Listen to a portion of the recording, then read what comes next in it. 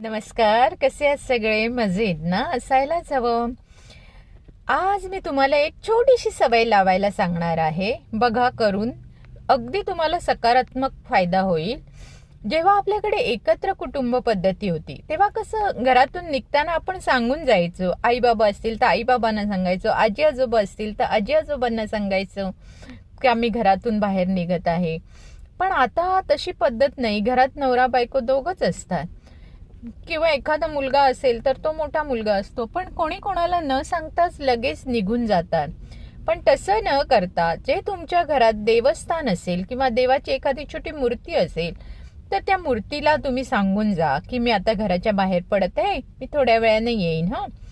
असं सांगितल्याने बघा तुम्हाला नेमका सकारात्मक प्रभाव तुमच्या अंगावर पडेल आणि एक चांगली सवय तुम्हाला लागेल. आणि कसं करायचं तर घरातून आंघोळ करून जर तुम्ही जेव्हा बाहेर पडता तेव्हा फक्त त्या मूर्तीसमोर उभं राहायचं. आता मी घरातून बाहेर निघत आहे एवढंच बोलायचं आणि काही नाही करायचं. जेव्हा तुम्ही परत याल तेव्हा हातपाय धुवून फक्त त्यांना सांगायचं की आता मी आलो आहे. बस एवढं जर तुम्ही केलात ना तर खरोखरच तुम्हाला सकारात्मक फायदा मिळू शकतो. तर हे करून बघा आणि ह्यात तुमचं नुकसान काहीच नाही. आणि जर तुम्ही माझ्या चॅनलवर नवीन असाल तर मला लाईक शेअर सबस्क्राईब केल्याशिवाय पुढे जाऊ नका.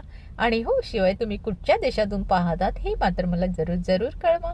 म्हणजे मला मला तुम्हाला थँक्स म्हणता येईल. शिवाय माझा व्हिडिओ कुठपर्यंत कुठच्या कुठच्या देशात जातो हे मला पाहता येईल. Bye, have a nice day.